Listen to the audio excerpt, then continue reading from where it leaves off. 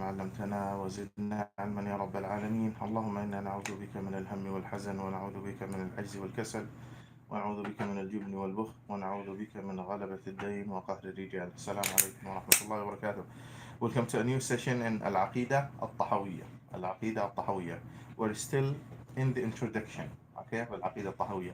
The last thing that we discussed was about the development of the science of Aqidah over time. And if you remember, we have a question about the details of the Aqidah. Did the Messenger sallallahu alaihi wasallam and the Sahaba, the first two generations after Sahaba, discuss all of the details that we have in the books of Aqidah nowadays? No. Or they discussed some details that they were not presented, maybe they did not think about them in the previous generations? Do you remember the answer? Yeah. It That's was right. No. yes. So not everything in Yeah. the books Yes. of Aqidah that we have now, what scholars are discussing now, is what the Messenger ﷺ discussed with the Sahaba. But there is a kind of a development, and that happened in every science, in tafsir, in Aqidah, in Arabic language, in Tajweed, and all of that. There is some discipline that is forming and developing over time. Now, is there any change in the foundations of Aqidah or the Aqidah? Of course, no. No change. Alhamdulillah, Ahl Sunnah wal Jama'ah are holding to the principles of Aqidah. It is the same Aqidah. But are there some details that the Sahaba did not discuss? Yes. Can you give some examples? Do you remember? Um. Okay. Like this. The. Like how Mhm. فاستوى على العرش. Okay. So talking about Allah subhanahu wa ta'ala istawa ala al-arsh, whether there is a weight or there is no weight. Okay? Does Allah have a weight or doesn't have a weight? The Messenger did not discuss that. Does Allah have a body or doesn't have a body? The Messenger did not discuss that, the Sahaba. But because Muslims interacted with other people, then other people started asking Muslim scholars these questions, and Muslim scholars started try to answer these detailed questions. One of them is direction. We know that Ahl Sunnah wal Jama'ah believe that we, the believers, will see Allah on Yawm al Qiyamah. We're going to see Allah, and there will be no doubt, and it will be obvious vision, and that will be an enjoyment and an extra prize for the believers. Now, in a direction or not? Because around you, when you look at things around you, always they are in directions, right? You're like front, back, right, left, up, and down, right? So one of the new topics that were not discussed in the older generations, but later on Muslims discussed, was the direction, al-jiha, al-had, the edge, the end. Does Allah have an end? Doesn't have? How should we give him that attribute or should not? Okay, starting with al-aqidah al-tahawiyah. What is al-aqidah al-tahawiyah, the book or the text that we are studying? What is it? It is a big book or a small? It is a small textbook. Small textbook. It was originally an introduction to a book. It was an introduction. Okay, so it is just a small booklet, just a few pages. Okay, and it focuses on what? On Aqidah. Aqidah. Yes, on Allah subhanahu wa ta'ala, to understand Allah better, and also on the Messenger sallallahu alaihi wasallam and the Quran and the Qadr of Allah and other issues. But it is the Aqidah. We call them the Aqidah, what a Muslim has in his mind and also in his heart, so he acts upon them. So it is a textbook, and it includes many of the aspects of the Aqidah that always you find in other books. Um, what is special about it? Why it is very famous? This textbook, Aqidah al-Tahawiyah, by Imam al-Tahawi. Why it is famous? It is famous because of at least four reasons. Number one, very comprehensive.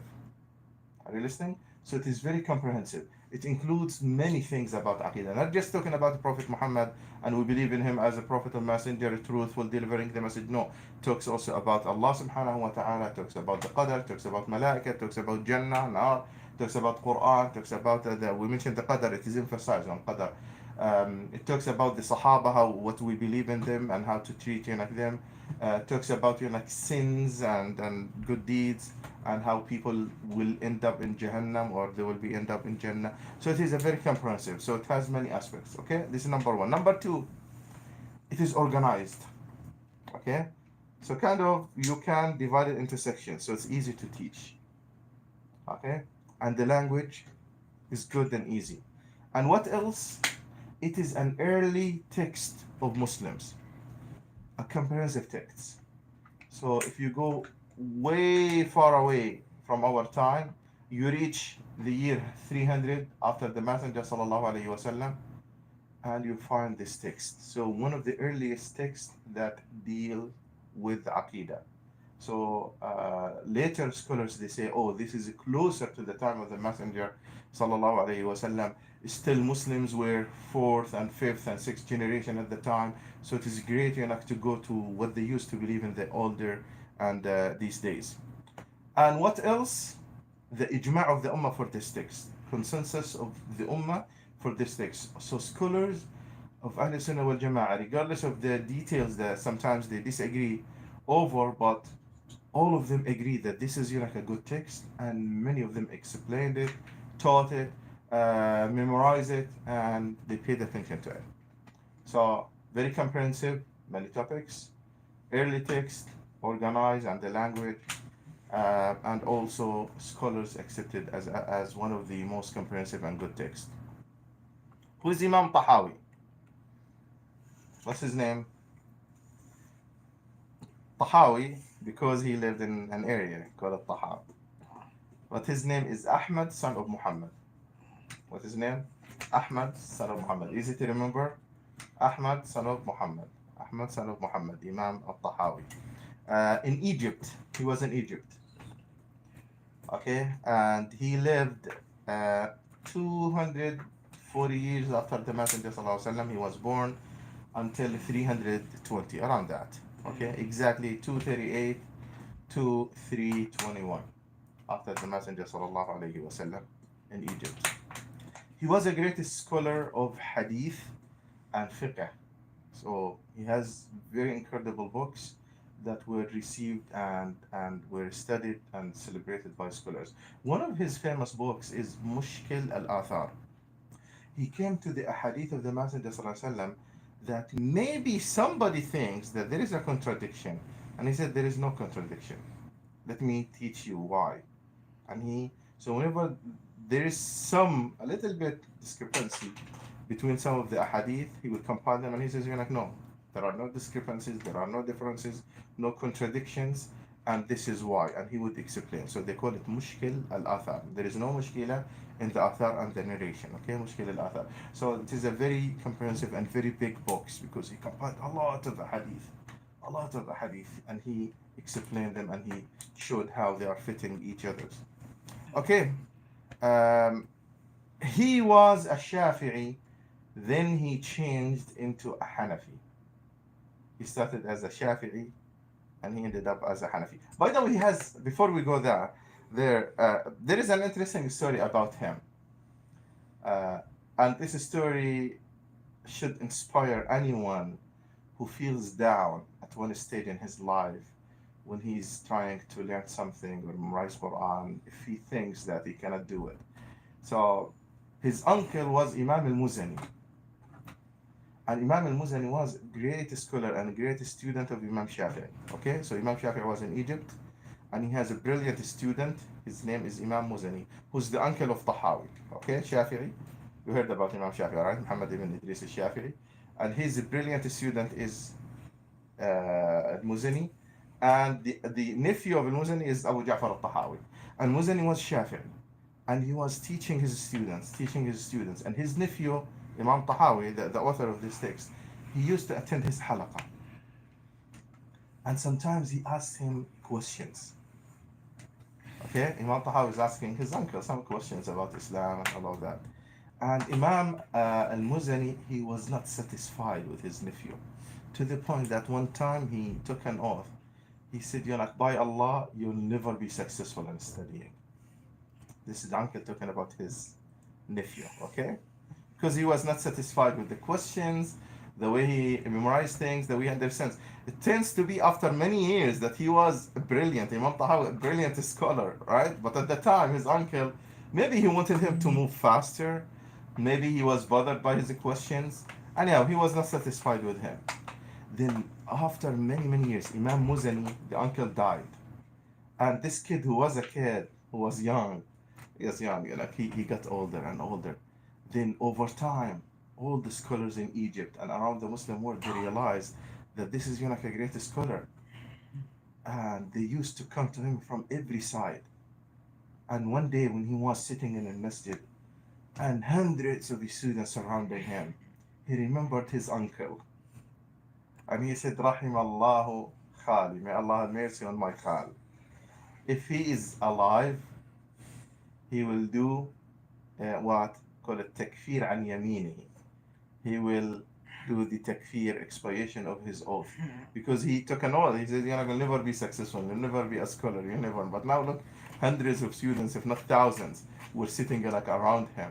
So he said, if he is, he will change his mind. He'll change his mind and help him. So back to Imam al-Tahawi. Imam Tahawi was Shafi'i, then he changed into Hanafi. Because he studied these madahib or school of thoughts and he was satisfied with them, with the Hanafi more than with the Shafi'i. This is his personal choice. So what does it mean changing a madhab to a madhab, and what does it mean a madhab Shafi'i and Hanafi? So do they have differences in the principles? Do they have different deen, different Islam? No. Do they pray Salat al-Dhuhr like us, 5 pillars of Islam, 6 articles of faith? The same, right?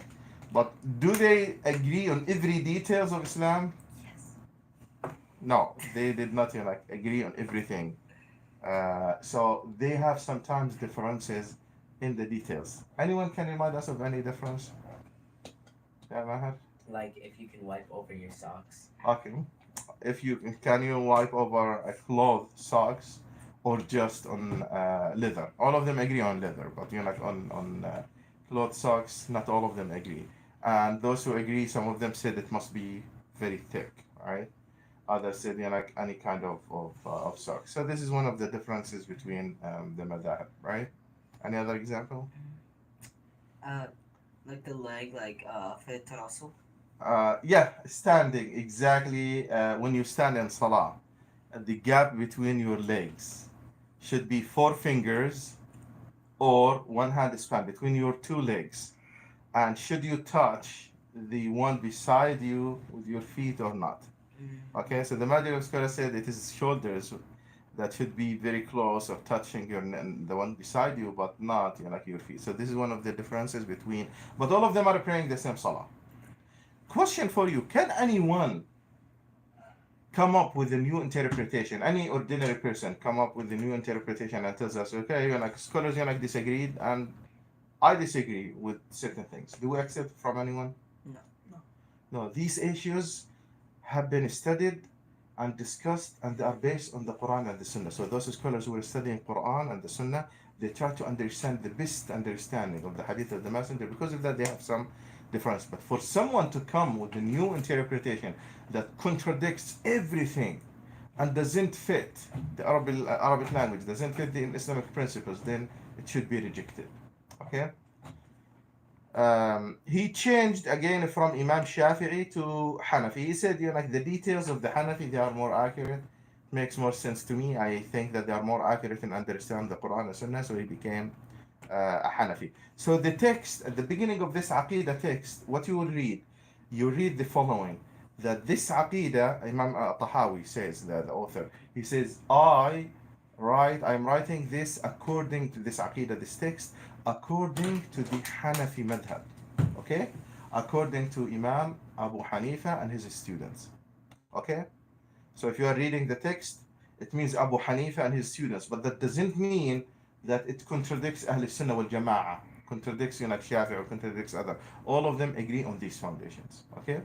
All of them, with some differences in the details, as we will discuss, okay? Some of the details, but the foundations all are the same, and the majority of the details are the same. So he said this Aqidah is based on the opinion or what I studied and what we received from Imam Abu Hanifa al-Nu'man, his name Abu Hanifa al-Nu'man, and also his brilliant students Abu Yusuf and Muhammad ibn al-Hasan al-Shaybani. You heard about Abu Hanifa, right? And Nu'man bin Thabit. And his students, Abu Yusuf, he became a judge, Abu Yusuf. And the other students, Muhammad ibn al-Hasan al-Shaybani. Anyone can count the other madhahib, all of the madhahib that we have survived in Ahl-Sunnah wal Jama'ah. By the way, there were other schools, but they died. Some scholars, they have give fatwa and give answers to every detail of Islam, but nobody documented. And some of the details were missing.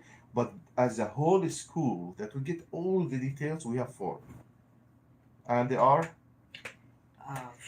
the first one is, who's the oldest? Abu Hanifa, the oldest. Ahmed bin Hanbal. The last is Ahmed bin Hanbal. Between them, okay, so Hanafi of Imam Abu Hanifa. Then we have Imam Malik and Shafi'i. Imam Malik ibn Anas Maliki, and his students is Imam Shafi'i, and the last of them is Ahmed ibn Hanbal Hanbali. Okay, they survived as a whole madhab of all the details of Islam. There are other scholars who have some details here and there, agreeing here, disagreeing here, but these are just the details of Islam. Question for you. Salat al-Dhuhr is 4 rak'ah, right? Which madhab is this? Which one? Is it a madhab to anyone? No. No, this is Islam. No. So the foundations, there is no madhab. Okay, pillars of Islam are 5. Shahada and Salah and Zakah and fasting, right? And going to Hajj. Is it a madhab to anyone? No. No, all of them, you like agree on that. All of them agree. So the foundations are the same. Okay? Is there a nafil after Salat al-Asr or no? Here you have some details. You have Hanafi, yes. Other madhab, no. Okay? So this is like some of the details. Okay. Does the Quran cover everything in Aqidah unequivocally? You know what does it mean, unequivocally? With no other interpretation?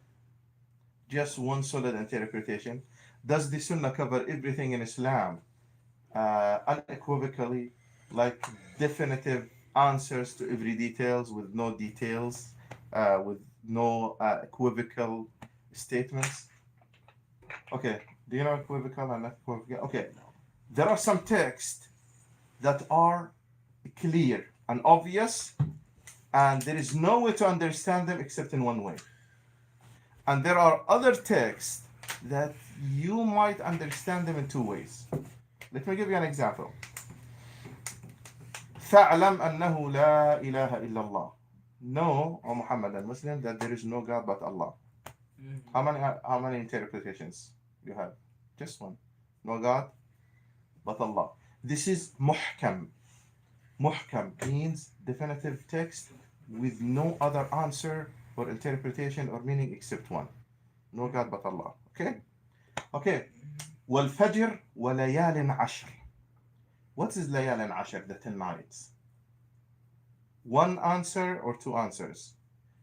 Is there any possibility of having 2 answers? Yes. What are they, the nights? The 10 nights of Ramadan or the 10 nights of Dhul Hijjah, right? The month of Hajj, right? So this is what they call it. This is a solid text that came in the Quran, but when it comes to the meaning, it is equivocal meaning, speculative. It could carry 2 meanings. Okay, you see the difference between the 2? Yes. Okay, so we call it muhkam, one interpretation. And we have mutashabih, it could carry 2 meanings. What we call them? Muhkam, one answer, one interpretation. And mutashabih could carry 2 meanings. Can I give you an example from your life of a nas that is muhkam, something that is a clear statement that carries only 1 meaning, and the other one that carries like different meanings? Any example from your life? Like any small details? Yeah, something that is very clear and obvious, and there is no like other interpretation. For example, saying so and so, for example, Mahmoud is my father. Do you have other interpretation? No. No, right? Just he's my father, right? Right? You say, or you say, if you want to be accurate, you say, he's my father that I carry his name, and he's my biological father. This is very obvious biological father, and that's it. There is no other interpretation. Okay. Now give me another example of another statement that might carry two meanings. Yes. Like what Uthman said, he's my brother. He's my brother. It could be Like Islamic brother. an Islamic brother or like friendly brother. yes, or a friend. Yes. So that is muhkam. The first one is muhkam because you say he's my biological father, and the other one, brother, speculative. It is a true statement because Uthman said it, and we know and we heard it, but it might carry two meanings. Okay. In linguistics, if you are interested, they call the first one unequivocal, like no other interpretation. And the second one about the brother, you say equivocal, this or that, or speculative. The first one is definitive. Okay, definitive, so muhkam wa tashabih. In Islam, there is an ayah in the Quran. I'm going to recite it to you and explain. هو الذي أنزل سورة آل عمران first page. هو الذي أنزل أعوذ بالله من الشيطان الرجيم. هو الذي أنزل عليك الكتاب. Allah is the one who revealed to you the book. منه آيات محكمات. Some ayat are muhkamat, are very solid, clear, definitive, and unequivocal. Okay, no other interpretation. هو الذي أنزل إليك الكتاب منه آيات محكمات هن أم الكتاب. These are the mother of the book, the mother of the Quran, the foundations of the Quran. وأخر متشابهات, and other texts that might carry more than one meaning. Okay, so if you doubt something, you should go to the muhkam. Like قل هو الله أحد, this is muhkam. فاعلم أنه لا إله إلا الله, this is muhkam. Okay, so scholars sometimes they disagree on the mutashabih, not on the muhkam. Does that make sense? Yes. Why we have madahib?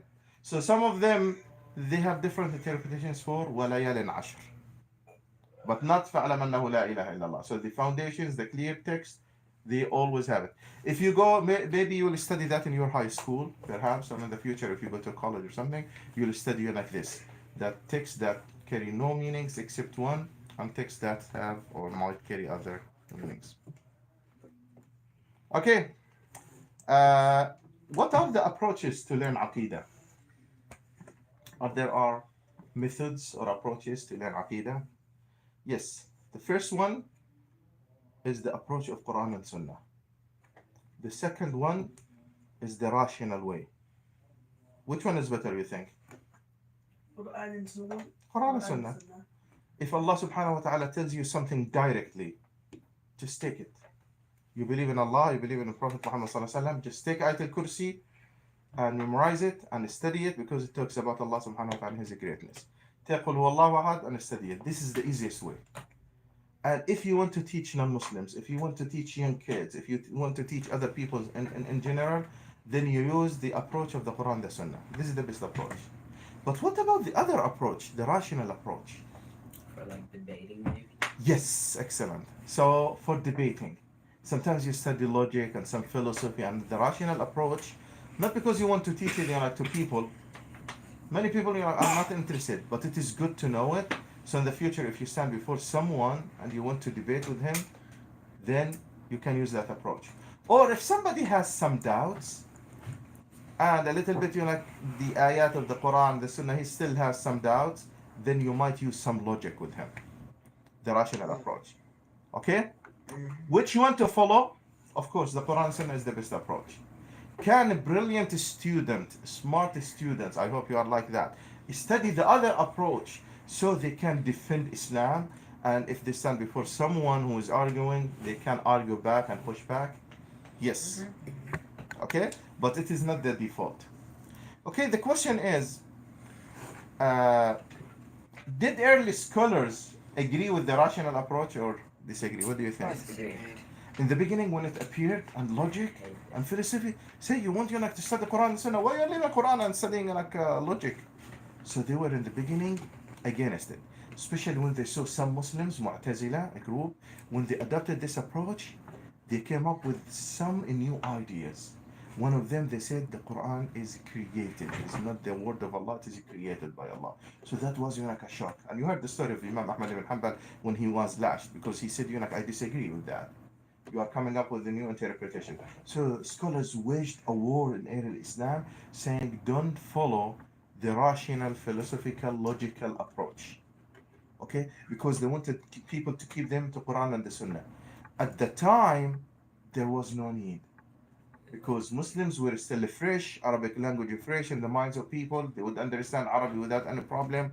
And they would have no confusing ideas coming from every side. But nowadays you have atheism, you have debates between Muslims and non-Muslims at a larger scale, not on in the past, limited. And you have some Muslims even who question certain things. So some scholars say, yes, you should. Actually, many scholars said you should teach this approach to those who are brilliant from Muslims, so they can defend Islam, or those who have some doubts. Even if a non-Muslim who is looking for the truth, you can teach him that approach. Okay? Sounds good? Sounds good so far? So good? Yes. Is there any example in the Quran about this rational approach? There is a little bit. A little bit. One of the ayat, Allah subhanahu wa ta'ala says, لو كان فيهما آلهة إلا الله لفسدتا. If there are other deities or other gods beside Allah, then heavens or skies and earth will be destroyed. Isn't that that logic? Make people think, right? So if there are other gods, then the universe will not be organized. Why? Because those gods will be fighting. Those gods will not be agreeing on everything. So using some logic. Another one. قل فمن يملك من الله شيئا إن أراد أن يهلك المسيح ابن مريم وأمه وما في الأرض جميعا. Who can do anything if Allah decides to destroy Isa, his mother, and the entire earth? What's going to happen? Will the universe continue to run or not? Yes. Could Allah create something else? Yes.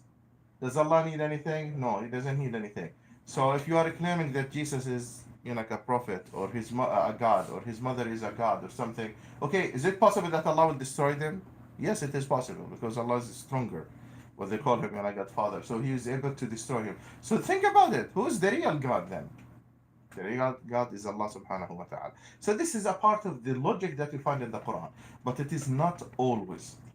There are some ayat that carry some stir your mind, encourages you to think, but not the approach. So what approach we are talking about?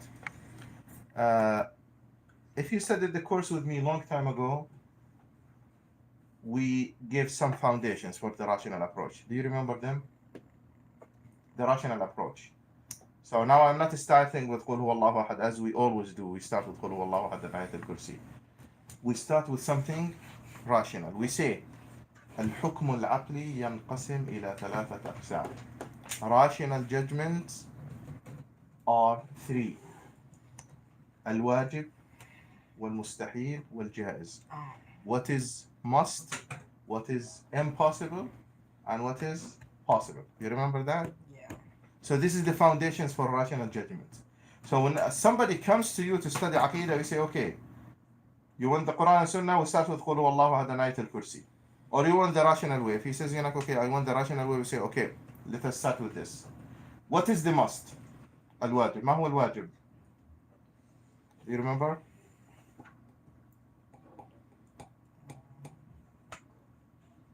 That always must be this way. Right? It is wajib. Always must be this way. Okay? One water bottle and another water bottle. Together, they become what? Two. It must be two. Right? This is right. Must be two. It cannot be three. Right? No, this water bottle and this water bottle. Together, 1 plus 1, they are 2. Can there be 3? No, there are 2. Okay? So it must. This is not the must.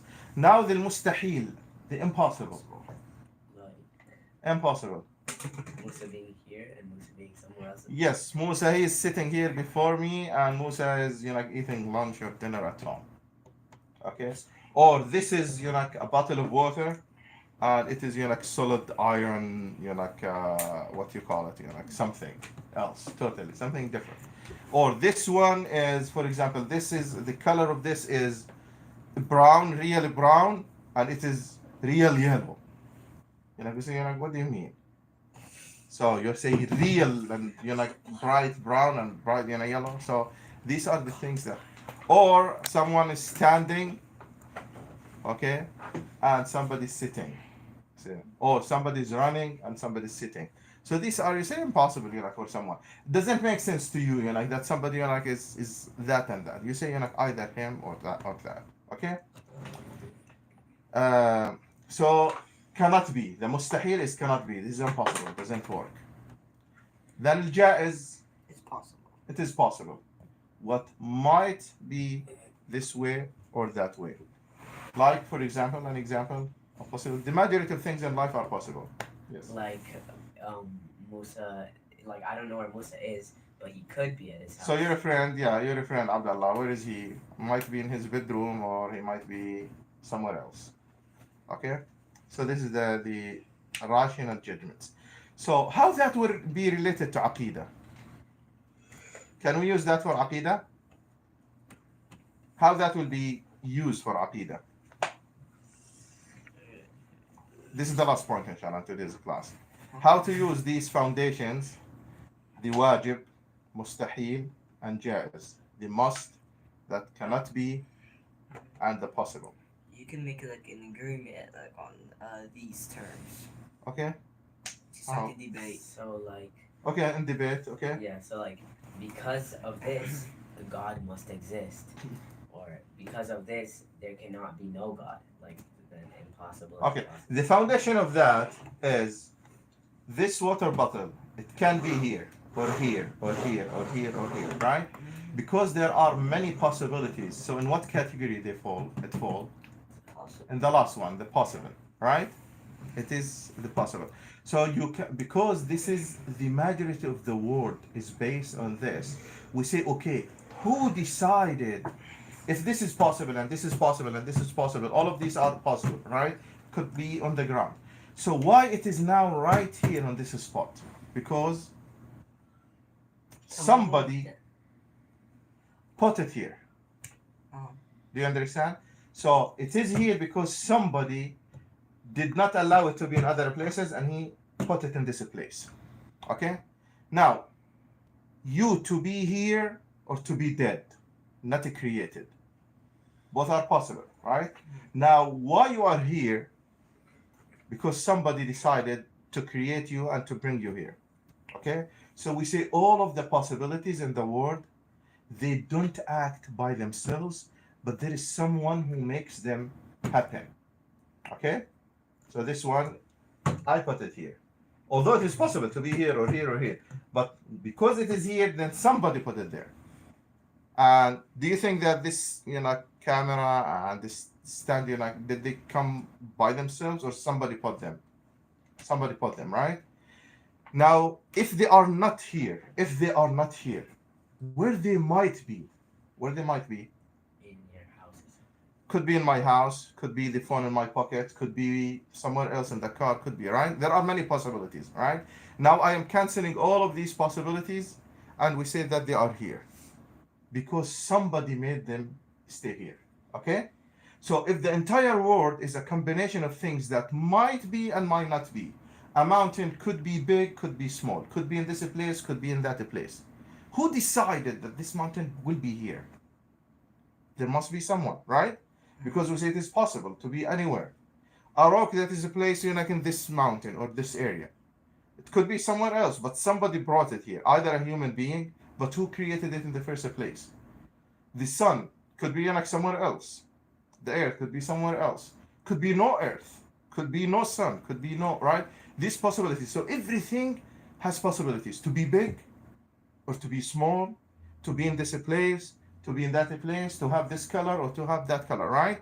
But because they are at some point in some place with this specific description, we say somebody decided them. Okay? And because everything around us is possible, then we say each possible is assigned and is put in a certain way or created in a certain way by someone. So who is the one who decided it? So the water, I moved it, and there is a factory that made it, right? So okay, what about mountains? What about the earth? What about like that? So when somebody talks about like the Big Bang Theory and say like just they happen, we say okay, Cause and effect. and they could be not happen, right? Could be not happen, but someone specified and he said let be there an earth, let be there some sea, let there be somebody decide all of these together and he made them work together. So we say it is not wajib, it is not impossible, mustahil, it is a possible. And because it is a possible, then somebody made it a possible and decide for it something. So we reach the conclusion that who is the one who is creating all of that? Who is the one who is specifying? Who is the one who decides all of these things? By themselves? No, we say it is possible here or there. So somebody might have done it. And you know the story of Abu Hanifa when he argued one time with those who said that the universe existed without anything? Then Abu Hanifa came late to the debate. And when the people came to him, oh, you came late, you were scared from us. And he told them that something strange happened. Of course, he made it up, but kind of making them think. He said, I was about to cross the river, but there was no boat. There was a broken piece or some pieces of wood. Then they got together all out of a sudden by themselves. They got together and they formed a boat that carried me here. And this is it is impossible. Some broken pieces here and there to get together and to be in a certain shape and to carry you to this place. He says, there must be. They said there must be someone. Then this is what Allah subhanahu wa ta'ala, he said Allah is the one who created this universe and put it all together. If you are walking in the desert and you find a phone like this with the glass and a cover and all of that, is it possible that it comes together by itself? You say someone had made it in this way.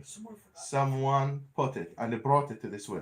But before that, is it possible that you have these pieces of a glass, which is originally some sand, other pieces of plastic, and all of them is together? Somebody compiled them, somebody made them, manufactured them, then put them together.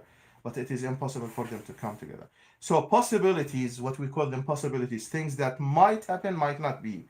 Might be in this shape, might not be there. They don't get together. They don't take a form. They don't be in any shape without someone deciding that they must be here. Okay? Back to the water. It could be here, it could be here, it could be here, it could be in the car. But since it is here, somebody for sure brought it and put it here. Someone. Okay? So this is kind of a little bit about the rational way that some scholars use to prove the existence of Allah and the universe. Let us stop here, inshallah, and next time we start with the actual text, starting with who is Allah and what is the description that Imam Tahawi is introducing to us in the text. Wasallallahu ala Sayyidina Muhammad. Any question before you go? Or you are tired? Today or 38 minutes. Assalamu alaikum wa rahmatullah.